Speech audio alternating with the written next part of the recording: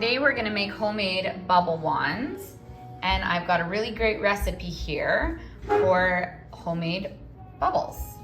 You're gonna need 2 cups of warm water, 1/3 cup of dish soap, and 1/4 cup of corn syrup.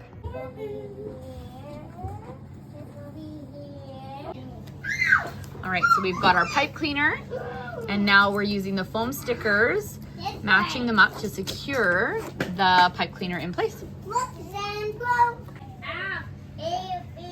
So here are the wands all decorated. We chose to wrap string around the sticks instead of paint them so we could use them right away.